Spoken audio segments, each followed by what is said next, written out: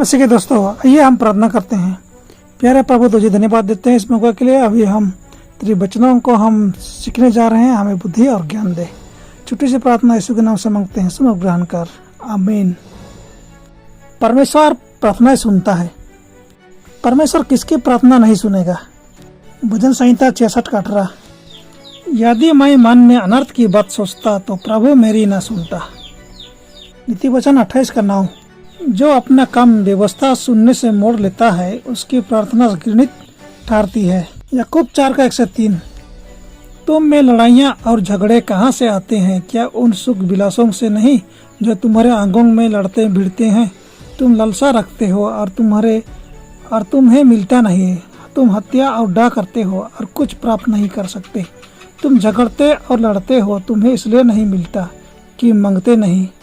तुम मांगते हो और पाते नहीं, इसलिए कि बुरी इच्छा से मांगते हो ताकि अपने भोग विलास में उड़ा दो। परमेश्वर उसकी प्रार्थना नहीं सुनेगा जो अनर्थ बातें सोचता है, जो अपना कान व्यवस्था सुनने से मोड़ लेता है और जो बुरी इच्छा से मांगता है ताकि अपने भोग विलास में उड़ा दे। यदि हम किसी ज्ञात पाप से चिपके रहते हैं तो प्रभु हमारी नहीं सुनेगा। कौन सी प्रार्थना सदा सुनी जाती है? जब हम सांसारिक आशीर्वाद के लिए प्रार्थना करते हैं तो हमारी प्रार्थना का उत्तर देर हो सकता है, या परमेश्वर हमें कुछ दे सकता है जो हम नहीं मांगे। लेकिन ऐसा नहीं होता है जब हम पाप से मुक्ति मांगते हैं, या उसकी इच्छा है कि वह हमें पापों से शुद्ध करे, हमें उसकी संतान बनाए और हमें पवित्र करे, जीने में सक्षम बनाए। मसीह ने किस दृष्टांत में एक सच्चे प्रार्थनाकर्ता की भावना का वर्णन किया?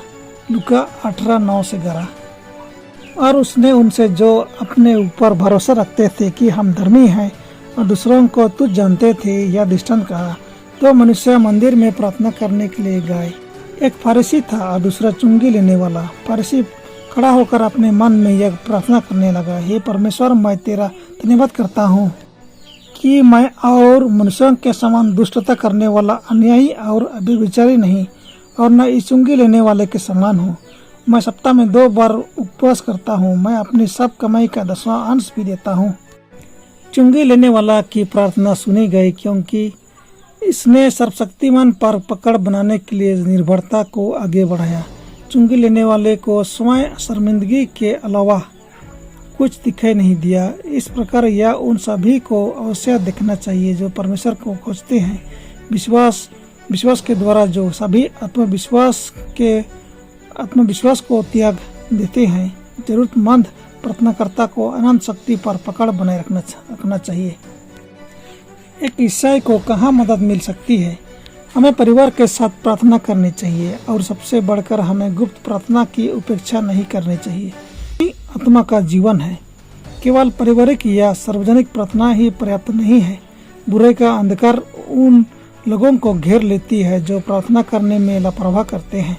शत्रु के फुसफुसाए हुए प्रलोभन उन्हें पाप करने के लिए प्रलोभित करते हैं, और यह सब इसलिए है क्योंकि वे प्रार्थना की ईश्वरिक नियुक्ति में उन विशेष अधिकारों का उपयोग नहीं करते हैं जो परमेश्वर ने उन्हें दिए हैं। ईश्वर के पुत्रों और पुत्रियों को प्रार्थना करने में अनिच्छा क्यों होनी चाहिए, जब प्रार्थना विश्वास के हाथ में स्वर्ग के भंडार को खोलने की कुंजी है, जहां सर्वशक्तिमान के असीमित संसाधनों को रखा जाता है। यीशु ने क्या आश्वासन दिया कि हमारी प्रार्थनाओं का उत्तर दिया जाएगा? मत्ती 7:7-11। मांगो तो तुम्हें दिया जाएगा, ढूंढो तो तुम पाओगे, खटखटाओ तो तुम्हारे लिए खोला जाएगा। क्योंकि जो कोई मांगता है उससे मिलता है, और जो ढूंढता है वह पाता है, और जो खटखटाता है उसके लिए खोला जाएगा। तुम में से ऐसा कौन मनुष्य है कि यदि उसका पुत्र उससे रोटी मांगे तो वह उसे पत्थर दे, या मछली मांगे तो उसे सांप दे? अतः जब तुम बुरे होकर अपने बच्चों को अच्छी वस्तुएं देना जानते हो तो तुम्हारा स्वर्गीय पिता अपने मांगने वालों को अच्छी वस्तुएं क्यों ना देगा? इस प्रकार जो कुछ तुम चाहते हो कि मनुष्य तुम्हारे साथ करे, तुम भी उनके साथ वैसा ही करो, क्योंकि व्यवस्था और भविष्यवक्ताओं की शिक्षा यही है। दाऊद और दानियेल ने दिन में कितनी बार प्रार्थना की? भजन संहिता 55:17। सांझ को, भोर को, दोपहर को, तीनों पहर मैं दुहाई दूंगा और कराहता रहूंगा, और वह मेरा शब्द सुन लेगा। दानियेल 6:10। जब दनियल को मालूम हुआ कि उस पत्थर पर हस्ताक्षर किया गया है, तब वह अपने घर में गया। इसके ऊपरी कोठरी की खिड़कियां यरूशलेम की ओर खुली रहती थीं और अपनी रीति के अनुसार जैसा वह दिन में 3 बार अपने परमेश्वर के सामने घुटने टेक कर प्रार्थना और धन्यवाद करता था, वैसा ही तब भी करता रहा। पौलुस हमें क्या करने की सलाह देता है? पहला थिस्सलुनी 5:17, निरंतर प्रार्थना में लगे रहो। ये आदेश देता है निरंतर प्रार्थना में लगे रहो।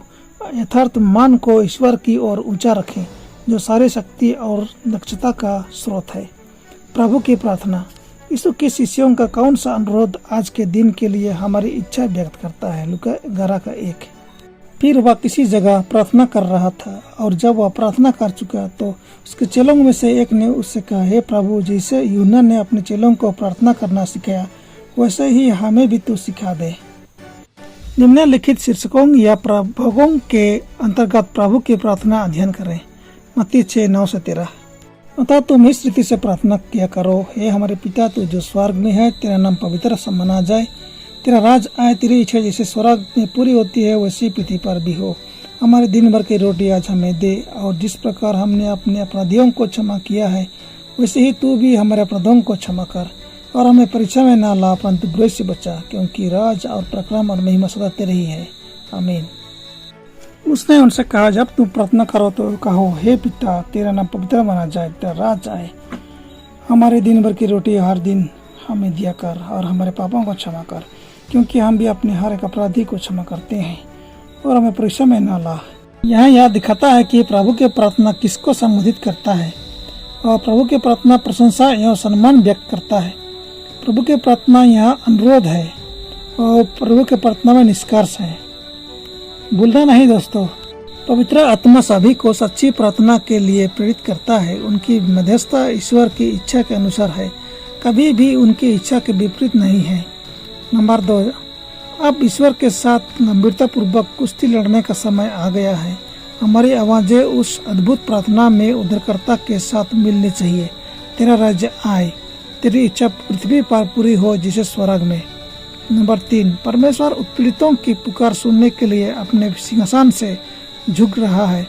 प्रत्येक सच्ची प्रार्थना का उत्तर वह देता है, मैं यहाँ हूँ। नंबर 4, दैनिक जीवन के मामलों में, व्यापारिक लेन देन में, और जब अप्रत्याशित कठिनाइयों में लाए जाने पर हम भी टेलीग्राफ कर सकते हैं। स्वर्ग के परमेश्वर से मौन प्रार्थना करें। नंबर 5, ईमानदारी और सत्यनिष्ठता का मार्ग रुकावटों से मुक्त मार्ग नहीं है, लेकिन हर कठिनाई में हमें प्रार्थना का आह्वान देखना है। नंबर 6, मनुष्य घुटनों के बल पवित्र शस्त्र ढूंढे। सुबह, दोपहर और रात गुप्त स्थानों से प्रार्थना होनी चाहिए, और उसके हृदय से निरंतर प्रार्थना उठनी चाहिए कि ईश्वर उससे सभी सत्य का मार्गदर्शन करेगा। नंबर 7, परमेश्वर हमेशा हमारी प्रार्थनाओं का उत्तर तब नहीं देते जब हम उन्हें पहले बार पुकारते हैं। यदि वह ऐसा करता है तो हम यह मान सकते हैं कि उसने हमें जो आशीर्वाद और उपकार दिए हैं उन पर हमारा अधिकार है। नंबर 8, जब सभी ज्ञात गलतियां सही हो जाती हैं तो हम उस पर विश्वास कर सकते हैं कि परमेश्वर हमारी याचिकाओं का उत्तर देता है। परमेश्वर आप सबको कोशिश करे। आमीन।